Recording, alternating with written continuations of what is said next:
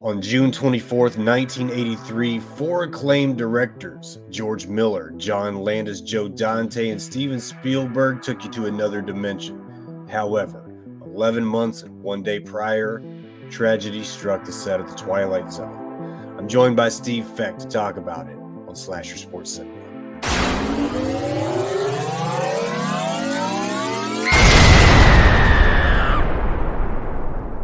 Studies on the art of the short film, Steve, they can be done by simply watching The Twilight Zone, Right, so the OG or the 83 remake.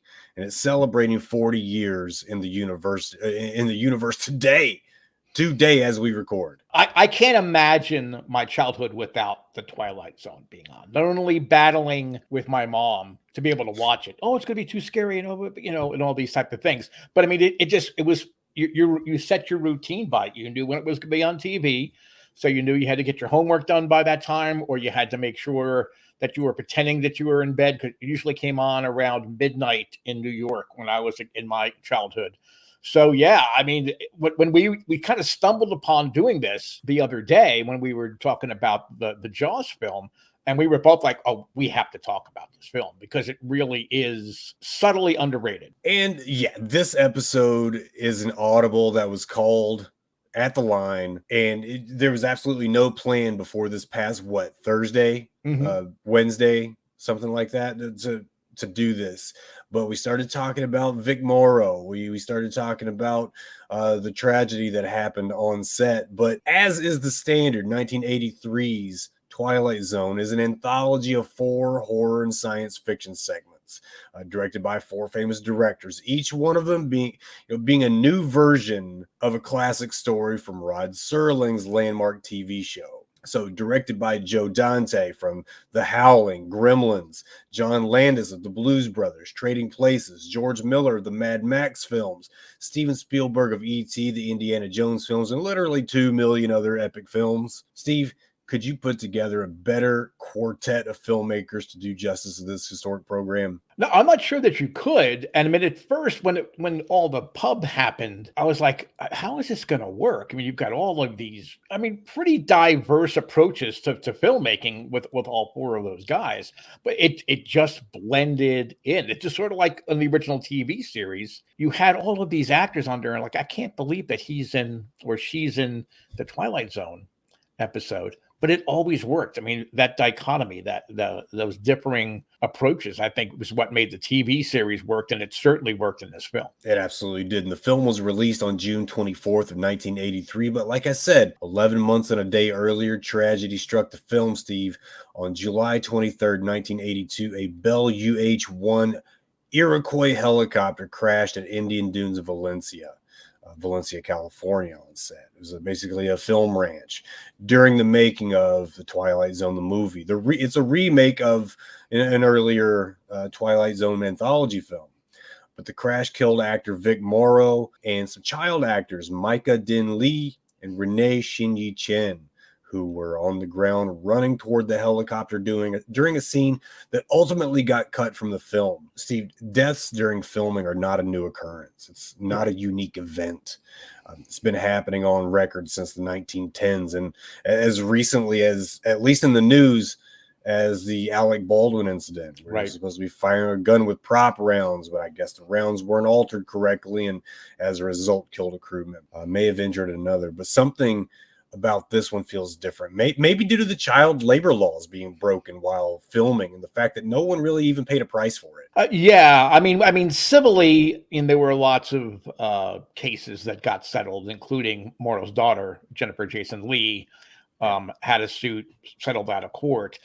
But as far as jail time, nobody paid the price, which is, I hate to say, is unfortunate. But that just shows you. I mean, that's Hollywood. I mean, somehow it gets around, and the defense was able to convince the jury that this was just truly an accident, and it was not due to negligence. And when you go into the details of the incidents, as I know that you're going to do here in a little bit, it's hard to believe that you can't hold the director and the film studio criminally liable for all of this. Time Out was the name of this segment. Okay. And we can talk about some of the segments of the film a little bit later because this film does deserve a watch. John Landis be damned. The other segments of this film, excellent. The Twilight Zone was a home for the strange and unusual, and everything that you will see in this film is strange and unusual. But the character Bill Connor, played by Vic Morrow, he's transported back in time to the Vietnam War, among other places, where he's become a Vietnamese man protecting 2 children from American troops. A real rarity that we jump into the eyes of the Vietnamese during a film like that. It's always some sort of American troop smoking a cigarette, cussing left and right, playing Fortunate Son on the radio. That's what we always got. But this time around, we get a Quantum Leap type situation in this segment where, well, actually he walks out the door after how would you say it, Steve? He's basically gone through a bad day at work, complaining about anybody and everybody who happens to be a minority. Right, yeah, right. Blaming everyone else for his own shortcomings. And we've all had that guy in the bar or the ice cream shop when we're having a malted or whatever. We've all had that crotchety person that is just so overtly racist, and they don't even realize that how it's affecting the people around them. Yeah, I mean, I thought it was a really clever use of not only American history and historical things, but also addressing the elephant in the room. Everybody knew a person like that, like Vic Morrow's character. Yeah, and the microaggressions. Actually, these weren't really microaggressions, but on film they come off as microaggressions, right? In real life, it's more along the lines of pointing at an African American and saying, well, he's well spoken. We know what that means. We know what that code means. He's well spoken. Come on, man. Well, Bill Connor, Vic Morrow in this film, he had that going on. He had an issue with the Asian owners, the Asian landlords. He had an issue with the black neighbors. He had what was the other one, Steve? I know there was one more. Oh, but he lost out on his promotion to a Jew. He lost out on his promotion to a Jew, and there you go. He hits the holy trinity of racial slurs, and so his friends are embarrassed. Stephen Williams actually makes an appearance in this segment. You'll remember him from Jason Goes to Hell. He's the guy that said, who was asked, "What do you think of when I say the words Jason Voorhees?" And he says, "When I think of Jason Voorhees, I think of a little girl in a pink dress sticking a hot dog through a donut." My favorite line of Stephen Williams in history, Steve. And that was him. But John Landis directed this first segment, not to be confused with the cold open that had Albert Brooks and Dan Aykroyd. He directed the first segment called Time Out. And he was violating California's child labor laws like a mofo, Steve. He hired a 7-year-old Micah, 6-year-old Renee, without any permits. The members of the staff were responsible for a lot of violations here. The people that were connected to those involved in that accident would be sure that this would come to light later on. The children got hired after one of the kids' uncle got approached by a production assistant or something. And basically they thought this little girl and this little boy would be great on screen. Actually, this guy testified that he was never informed that the kids would be working near any explosives, much less a live helicopter. So they were paid under the table. They were made sure that nobody knew these kids were going to be working at night. No, they didn't seek out any special waivers. And they sure didn't get permission for the kids to be near those explosives in the helicopter. Most of the casting agents were not aware that kids would be involved in that scene. And the AP actually was instructed to not tell any firefighters or parents what the kids were going to be doing. You alluded to it, the criminal negligence. These details has to point the finger at someone. How it's not Landis, I don't know. But again, a price was paid, but the price was not paid. Oh, absolutely. And, we were talking, before we started the segment here, I never paid to watch a John Landis movie again after this occurrence and everything came to light. At first, it was a terrible accident, but then more and more information came out. And it's not like Landis wasn't advised that, hey, this helicopter and the pyrotechnics is not necessarily a good idea. It's not like he wasn't advised, look, you need to get these permits and these waivers. I mean, you really need to do it because it could come back and haunt you. And unfortunately, it haunted the families. It didn't necessarily really affect him because he got off, scot-free as far as any kind of criminal prosecution goes. When you deliberately hide the kids until it was time to shoot the scene, because you knew that there were people that with connections to child welfare and everything, on the set. When you hide them until the very last minute, it was too late to do anything, then you are negligent. So let's talk about the scene a little bit, Steve. Yeah. It was a night scene. It called for Vic Morrow's character to carry two children out of a village across a very shallow river, maybe up to his knees. While he's being pursued by American soldiers. Now, this scene's been cut from the film for obvious reasons. Right. However, the segment is still there. The segment of the film still goes into the film. Basically, he's carrying these kids toward a hovering helicopter. And this helicopter was piloted by a Vietnam vet named Dorsey Wingo. During the filming, Wingo stationed his helicopter about 25 feet above the ground, just hovering near a large explosive special effect. And when he turned the aircraft 180 degrees to the left for the next camera shot, that's when your detonations start going off.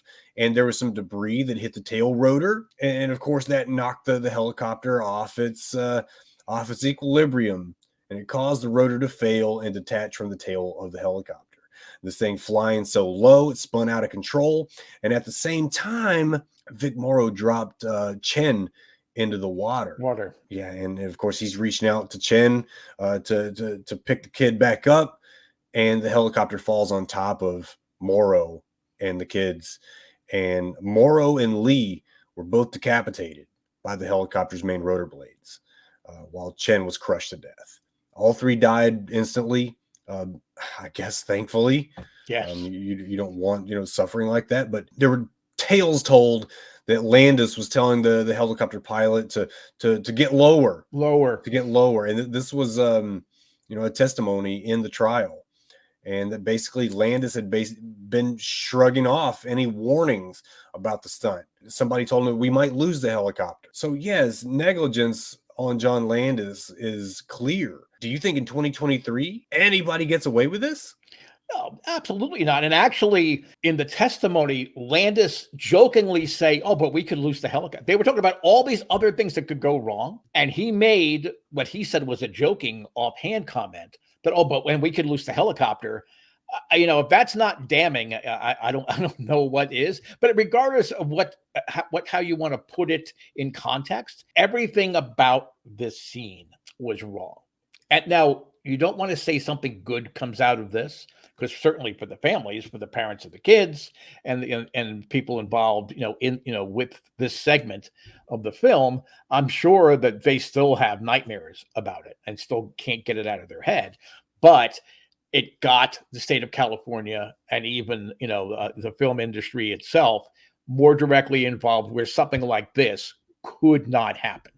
In theory, I mean, they had enough safeguards in place that now, no matter what a director wanted to do, they couldn't get away with it because all of these guarantees were in place. Well, Steven Spielberg, he broke off his friendship with Landis, and he'd said that the incident made him grow a little bit, and it left everybody on the movie sick to the center of their souls, quote unquote. He said that no movie's dying for, and he thinks people are standing up much more now than ever to producers and directors who ask too much. If it isn't safe, it's the right and responsibility of every actor and crew member to yell, "Cut." That's what comes out of this film. But Steve, if we do any justice to the people involved in the film itself, it is to give this film a view. I really do think that it's still worth a watch in spite of the tragedy. I never want to say the show must go on, but the show did go on. And, although the Twilight Zone movie from '83 was overshadowed by the deaths of Vic Morrow and the child actors Micah Dinley and Renee Cheney, I think we need to shine a light on the great things about this film in spite of the tragedy. The film serves as a compilation of an all-star team of directors, actors, and stories from the classic program, and they deserve to be seen. Whether it be Scatman Crothers or Bill Quinn in Kick the Can, or Kathleen Quinlan and Jeremy Licht in It's a Good Life, or the great John Lithgow. You know, he actually says Lithgow and not Lithgow. I called him Lithgow for 20-something years until I heard him say that he says Lithgow. In Nightmare at 20,000 Feet, the remake of the Bill Shatner classic scene, yeah. Amazing. It could have been a film on its own. Mhm. A standalone film on its own. But Twilight Zone gave us more of the strange and unusual that it was known for decades before. Steve, I got to know, what was your favorite segment? I think my favorite segment was I forgot the official title, but when that young boy had the ability to wish things to happen. And Yes, he's sitting there and everybody's all together, and, you know, he's focusing on the TV and the TV shaking and breaking apart, and out comes, you know, I mean, your typical kind of Twilight Zone otherworldly being. But before he's coming out, he's spinning around like the Tasmanian Devil in all the classic Warner Brothers cartoons. And if you listen to the music underneath it, they're taking it directly from a Carl Stallings score of classic Warner Brothers cartoons. So as he comes out, even then, through that segment there, until they keep saying, look, wish it away, you still have that cartoony kind of background music. And I thought that was just so subtly clever. And it's indicative of the care that the directors had trying to make this as true to the original as possible. Burgess Meredith, in essence, played Rod Serling. I would say if you're going to pick a top 5 Twilight Zone episodes, I bet you Burgess Meredith is in 3 of them at least. You know, so to have him be sort of like that narrator kind of guy, I thought that was just a wonderful idea. Burgess Meredith is the Steve Martin on SNL of Twilight Zone. Yes. If we're gonna put any kind of comparisons there.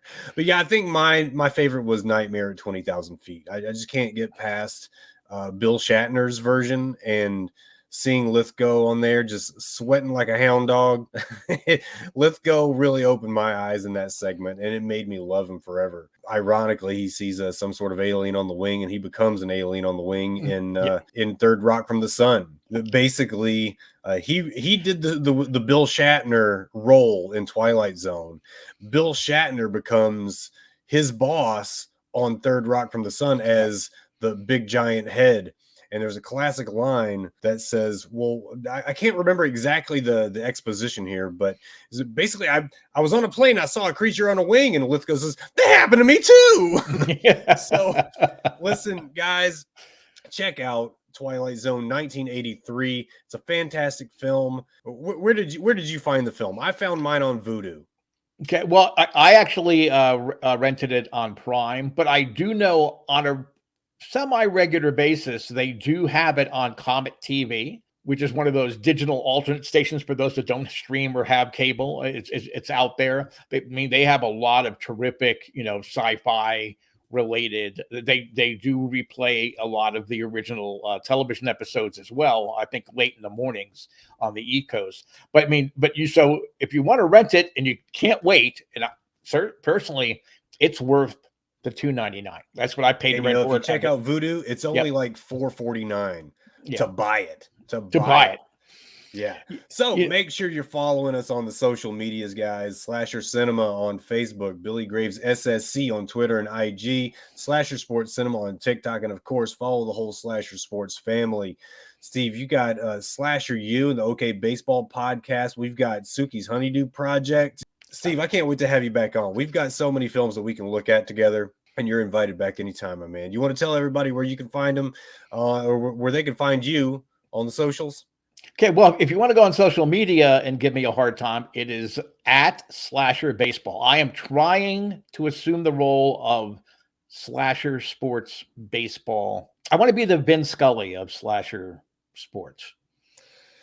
Of course you're going to say Vin Scully. You see this Brewers baseball cap on my head. You couldn't say Bob Uecker just to satisfy me? I would never insult Bob Uecker by comparing myself to him. There is nobody like Bob Uecker. But really, rather than Vin Scully, I'm more like Skeletor, really, rather than Vin Scully when you think about it. But Vin Skeletor at your service. Yeah, right. Guys, this has been Slasher Sports Cinema. That guy right there is Steve Feck. I'm Billy Graves, and I'm not even going to do the regular sign off. It just seems inappropriate for this episode. So, catch you next time.